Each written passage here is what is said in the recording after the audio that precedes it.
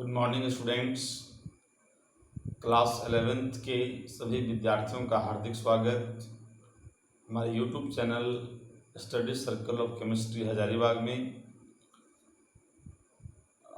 कल हम बताए थे कि व्हाट इज केमिस्ट्री। कल चैप्टर की शुरुआत किए थे हम, लेक्चर 1 था और उसमें बताए थे केवल कि केमिस्ट्री क्या है और केमिस्ट्री को कितने पार्ट में डिवाइड किया गया है, राइट।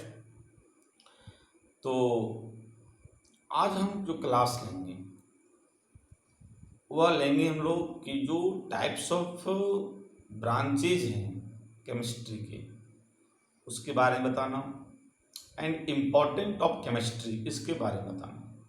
उसके पहले एक आप लोगों को एक सूचना देना चाहता हूँ कि आज चैप्टर शुरुआत का सेकेंड डे है और हम third day, fourth day and fifth day 5 दिन हम पढ़ाएंगे।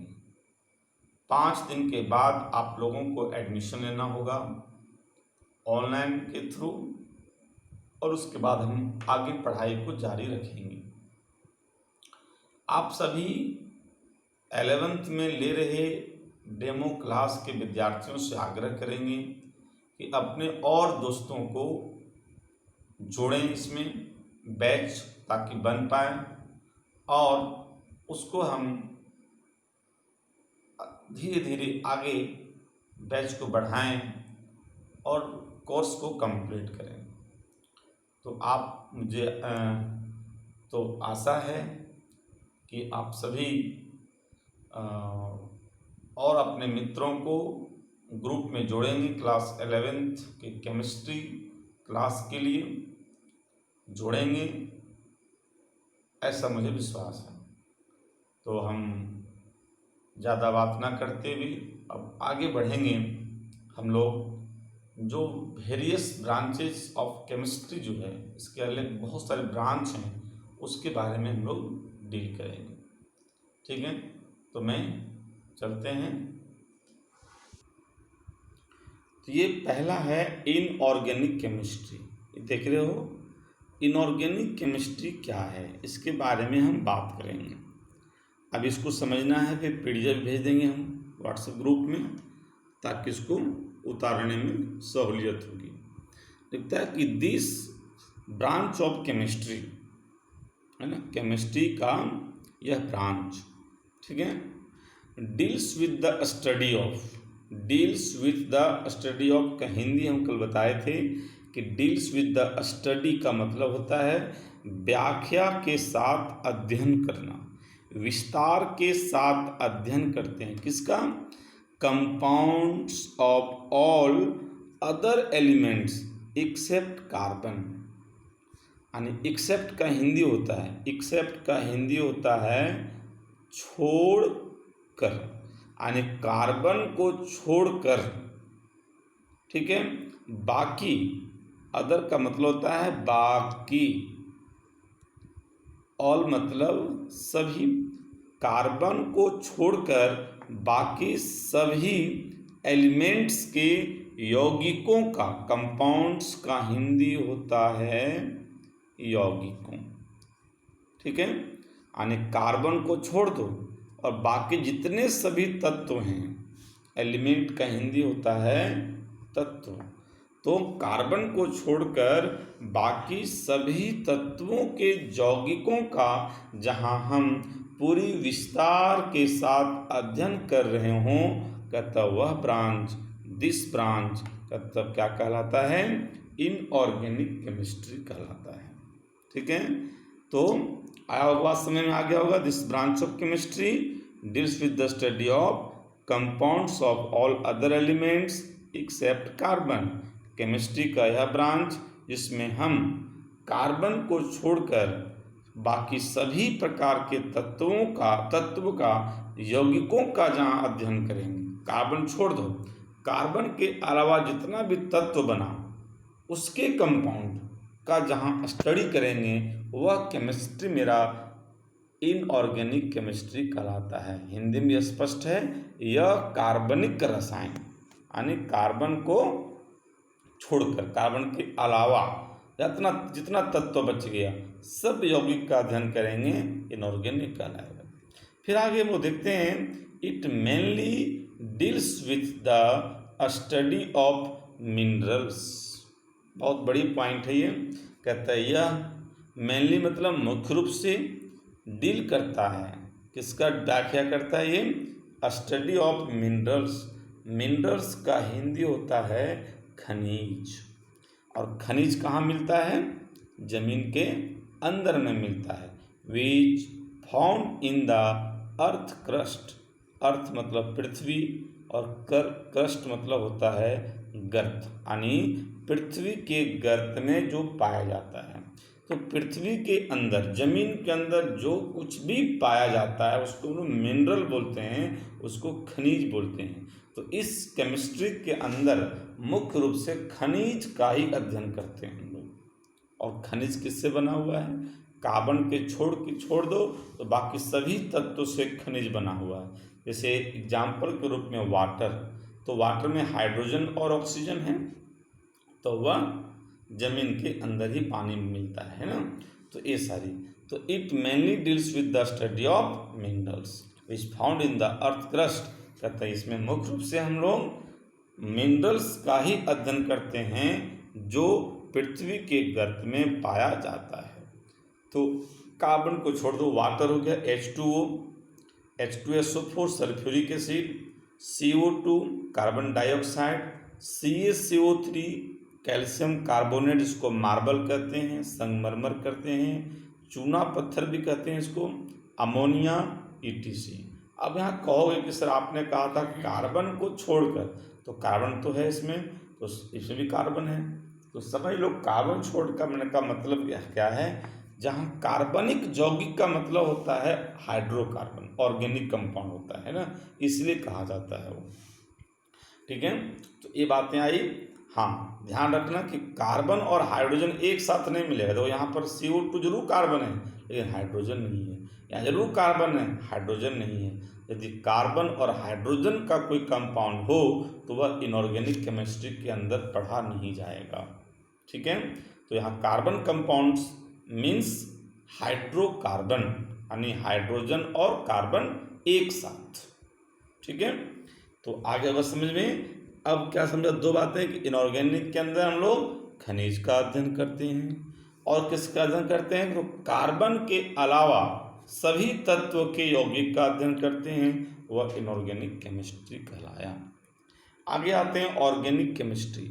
ऑर्गेनिक केमिस्ट्री किसको कहेंगे, तो ऑर्गेनिक केमिस्ट्री हम लोग कहते हैं, ऑर्गेनिक का हिंदी होता है कार्बनिक रसायन। ऑर्गेनिक केमिस्ट्री मतलब कार्बनिक रसायन। ठीक है, जैसा कि हम पहले बताए थे कि क्लास 10th में कार्बन एवं उसके यौगिक एक चैप्टर है, वही ऑर्गेनिक केमिस्ट्री कहलाता है। हम लोग डेफिनेशन पर आएंगे कि the branch of chemistry which deals with the study of carbon compounds.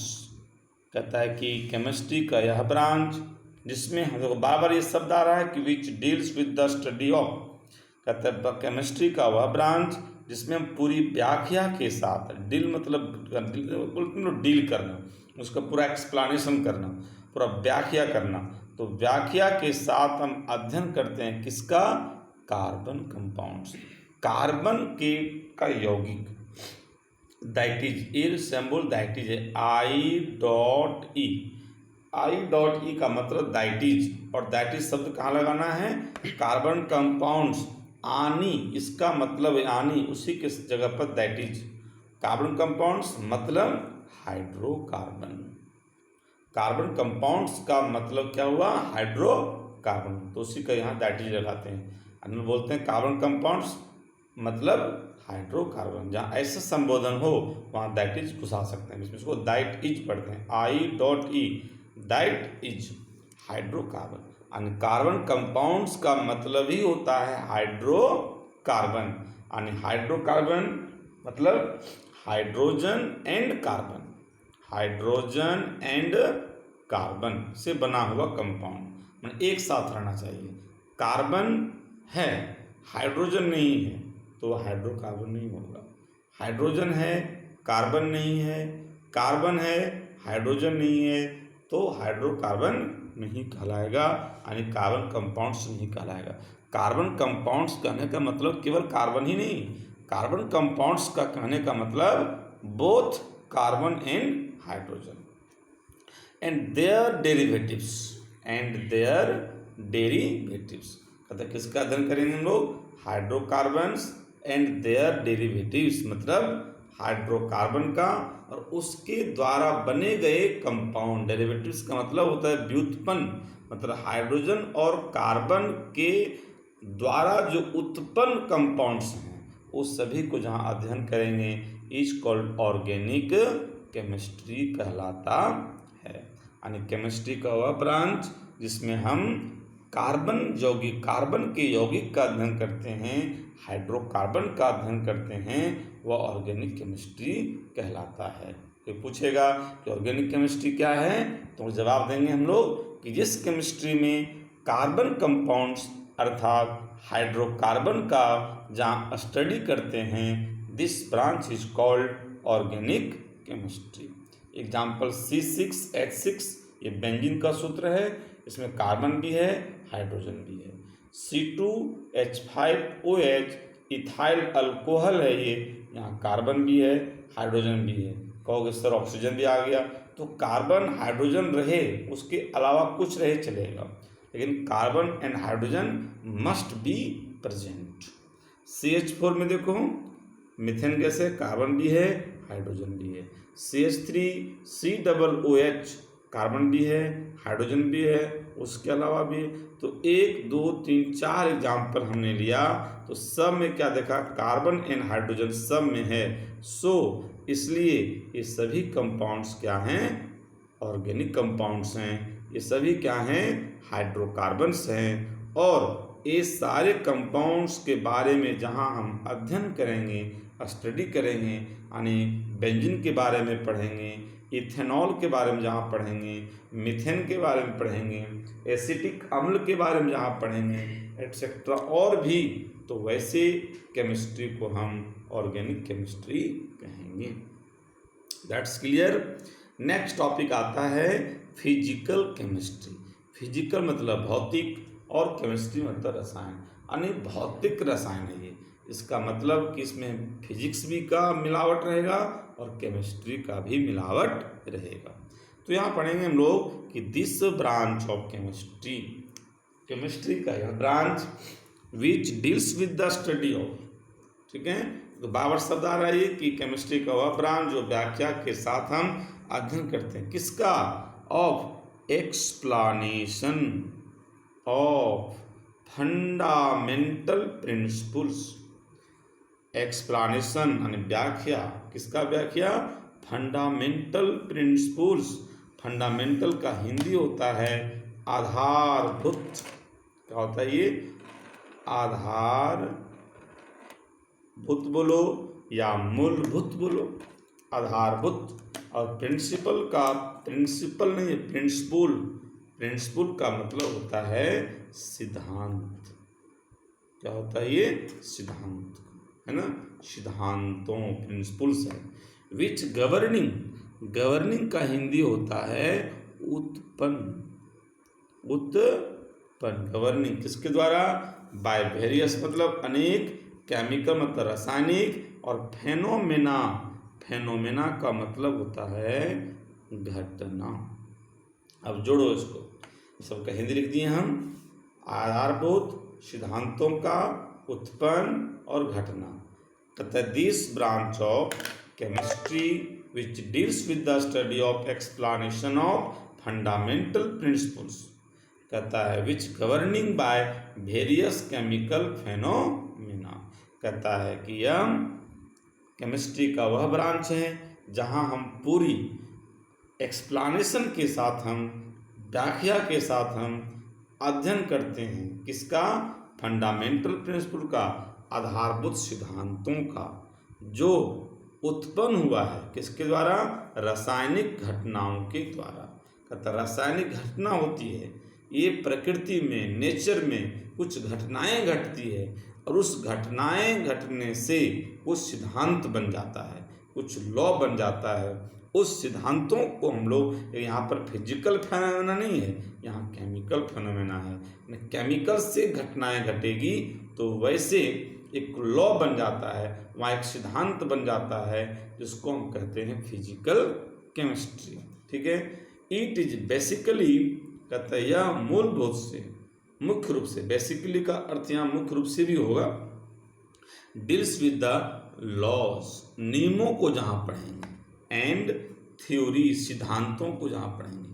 Principles मतलब ये सिद्धांत होता है, थ्योरी मतलब ये सिद्धांत होता है। जहाँ हम लॉ पढ़ेंगे, नियम पढ़ेंगे of different branches of chemistry, कहते हैं केमिस्ट्री की अलग अलग ब्रांचों का जहाँ हम नियम को पढ़ेंगे। चूँकि घटनाएं घटती है तो एक नियम बन जाता है। जैसे एग्जाम्पल हम फिजिक्स का देते हैं कि न्यूटन जब फल गिरा ऊपर से तो एक लॉ बन गया, और न्यूटन ने देखा उसको तो लॉ क्या बन गया, वो ग्रेविटेशनल लॉ। तो यहाँ पर वो लॉ नहीं आएगा, यहाँ पर केमिस्ट्री का लॉ होगा, जो केमिकल घटनाओं के द्वारा, रासायनिक घटनाओं के द्वारा घटित होगा। जैसे Boyle's law, Charles law, Dalton's law. जैसे बॉयल्स लॉ में क्या देखा गया, आगे पढ़ोगे 11th में ही। बॉयल्स लॉ में है कि टेम्परेचर को स्थिर रख दो, फिक्स कर दो टेम्परेचर को, तो वॉल्यूम को बढ़ाओगे, यानी आयतन बढ़ाओगे तो उसका दाब घट जाएगा। तो ये घटना क्या हुआ, फिर ये नेचर में ही घटना होती है, प्रकृति में ही होती है, लेकिन ये केमिकल फेनोमेना कहलाया। चार्ल्स लॉ में क्या होता है, चार्ल्स लॉ में यहाँ पर प्रेशर को कांस्टेंट कर दो तो वॉल्यूम को बढ़ाओगे, आयतन बढ़ाओ टेम्परेचर बढ़ जाएगा, घटा दो तो घट जाएगा। डाल्टन्स लॉ में क्या आता है, तो डाल्टन्स लॉ के बारे में सब कोई सुना होगा, ये परमाणु के बारे में बताया था। तो परमाणु भी एक घटना के कारण ही वो इन्होंने लॉ बनाया। ठीक है, तो यहाँ डाल्टन ने दिया, इसलिए इसका नाम रख दिया Dalton's law of atomic theory. Dalton का परमाणुवाद सिद्धांत कह दिया इसको।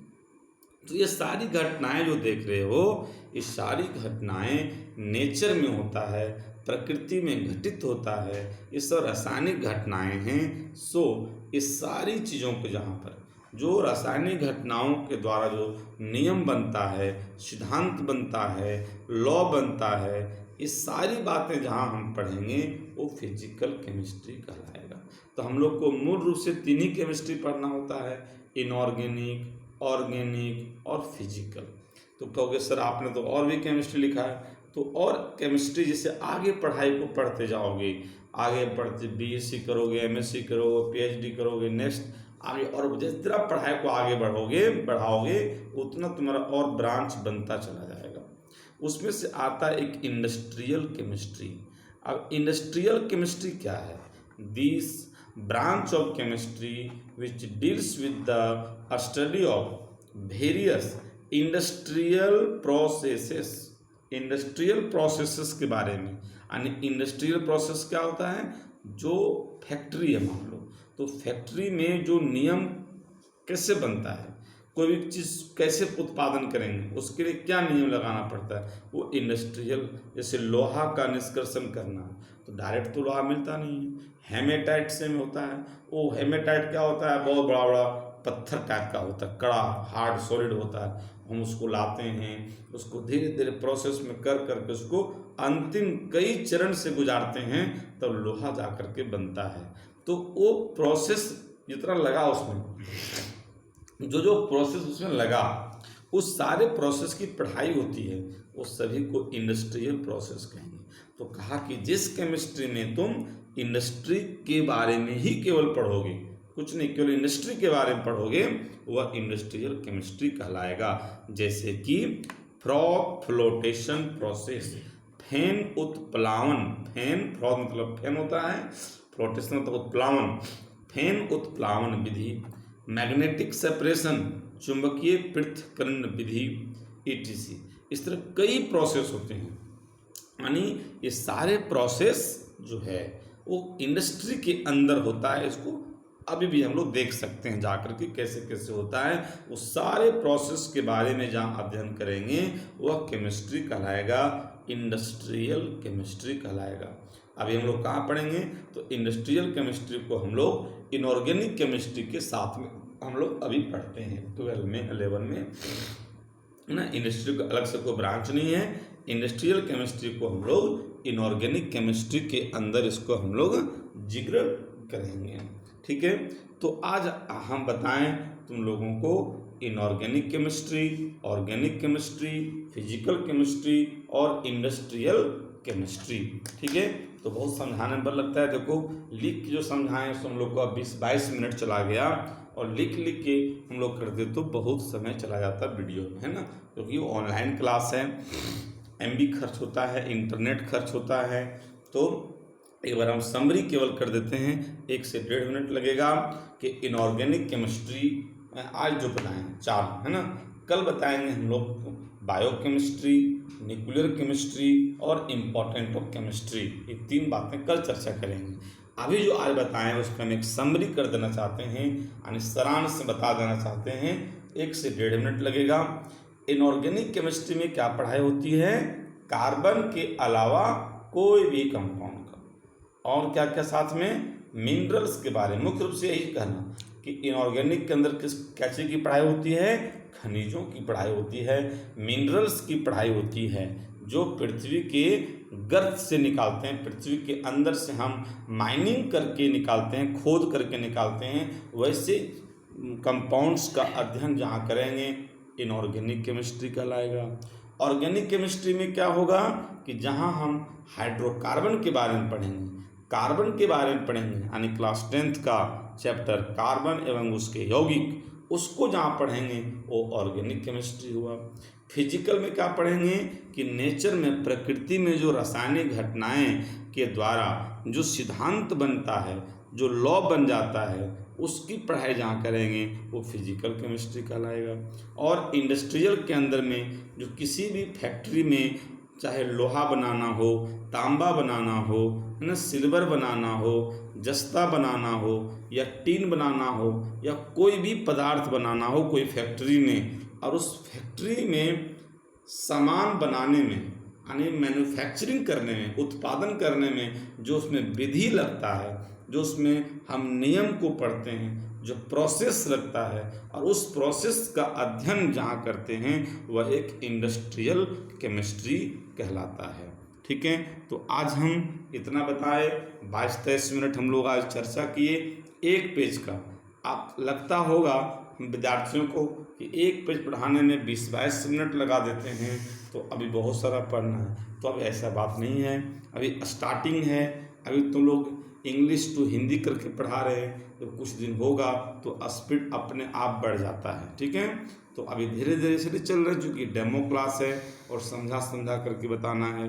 थोड़ा इंग्लिश का भी जो हिंदी में वर्ड होता है उसको भी थोड़ा सा तुम लोग का बिल्ड करना है, तो इसलिए हम लोग थोड़ा सा धीरे धीरे अभी पढ़ा रहे हैं, ठीक है।